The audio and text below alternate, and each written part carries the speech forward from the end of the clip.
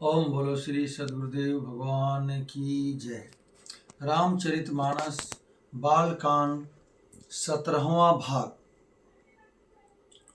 पुलक बाटिका बाग बन सुख सुबिहंग बिहारू माली सुमन स्नेह जल सींचत लोचन चारु। कथा में जो रोमांच होता है वही वाटिका बाग और वन है, और जो सुख होता है वही सुंदर पक्षियों का विहार है। निर्मल मन ही माली है और प्रेम रूपी जल से सुंदर नेत्रों का उनको सींचता है, सुंदर नेत्रों द्वारा उनको सींचता है। जे गावहि यह चरित संभारे ते यही ताल चतुर रखवारे। सदा सुनहि सादर नर नारी तेई सुरवर मानस अधिकारी।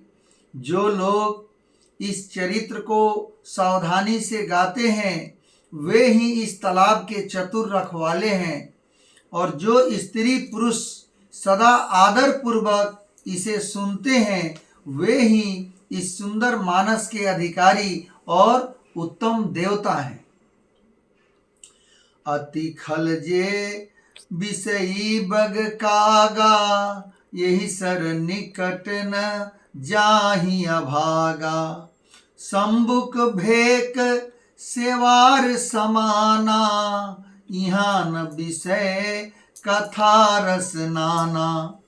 जो अति दुष्ट और विषयी हैं वे अभागे बगुले और कौवे हैं, जो इस सरोवर के समीप नहीं जाते, क्योंकि यहाँ इस मानस सरोवर में घोंघे, मेढक और सेवार के समान विषय रस की नाना कथाएं नहीं हैं। तेहि कारण आवत ही हारी कामी काक बालक बिचारे। आवत यही सर अति कठिनाई राम कृपा बिनु आई न जाई।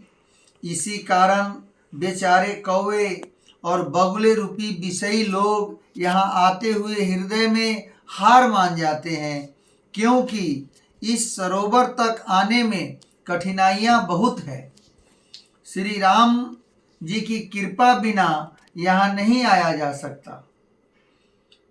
कठिन कुसंग कुपंथ कराला तिनके बचन बाघ हरि ब्याला।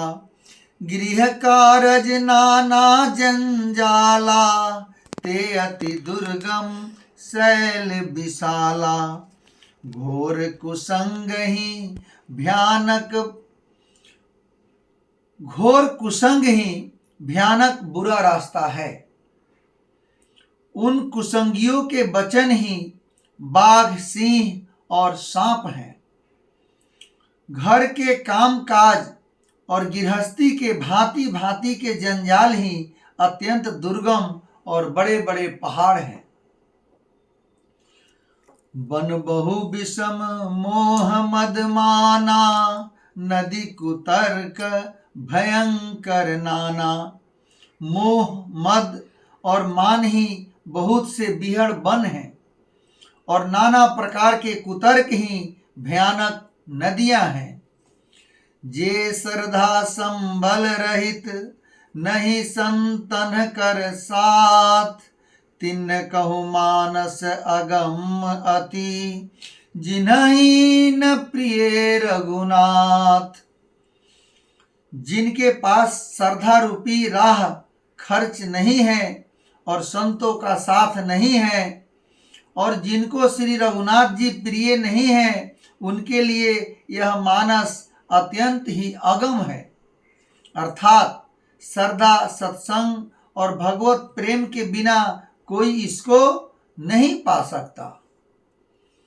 जो करी कष्ट जाई पुनि कोई जात ही नींद जुड़ाई होई।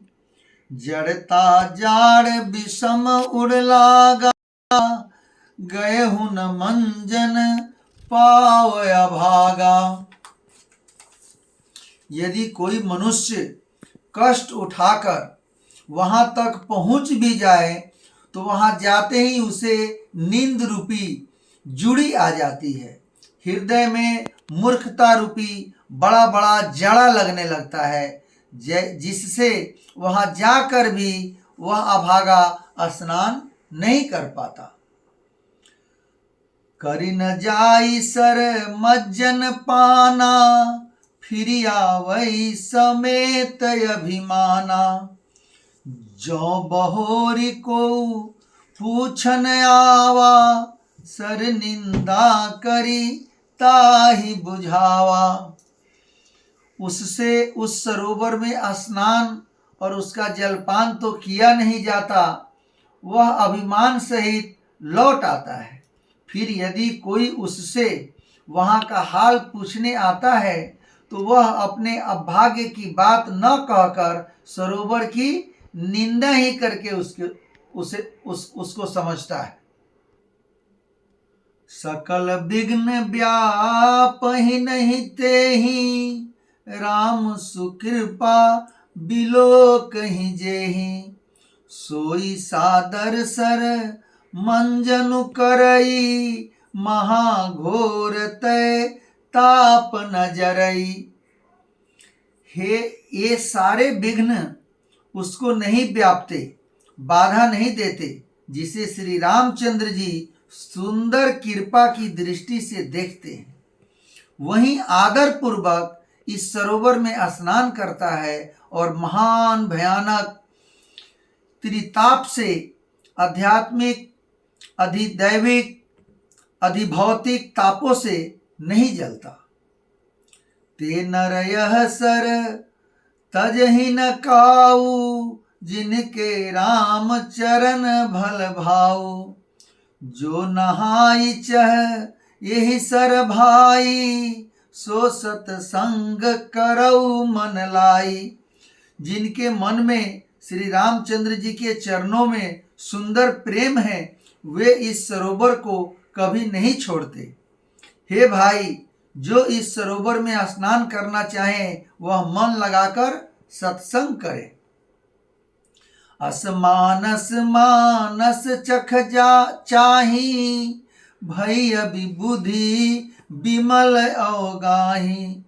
भयउ हृदया नंद उछाहु, उमगेउ प्रेम अबोध प्रवाहु। ऐसे मानस सरोवर को हृदय के नेत्रों से देखकर और उसमें गोता लगाकर कवि की बुद्धि निर्मल हो गई। हृदय में आनंद और उत्साह भर गया और प्रेम तथा आनंद का प्रवाह उमड़ आया। चली सुभग कविता सरिता सो, राम बिमल जस जल भरिता सो। सरजु नाम सुमंगल मूला, लोक वेद मत मंजुल कूला। उससे वह सुंदर कविता रूपी नदी बह निकली, जिसमें श्री राम जी का निर्मल यश रूपी जल भरा है। इस कविता रूपिणी नदी का नाम सरजू है, जो संपूर्ण सुंदर मंगलों की जड़ है। लोक मत और वेद मत इसके दो सुंदर किनारे हैं। नदी पुनीत सुमान सन नंदिनी, कलिमल तृण तरु मूल निकंदिनी। यह सुंदर मानस सरोवर की कन्या सरजू नदी बड़ी पवित्र है और कलयुग के छोटे बड़े पाप रूपी तिनकों और वृक्षों को जड़ से उखाड़ फेंकने वाली है। श्रोता त्रिविध समाजपुर, ग्राम नगर दहु कूल। सत सभा अनुपम अवध, सकल सुमंगल मूल।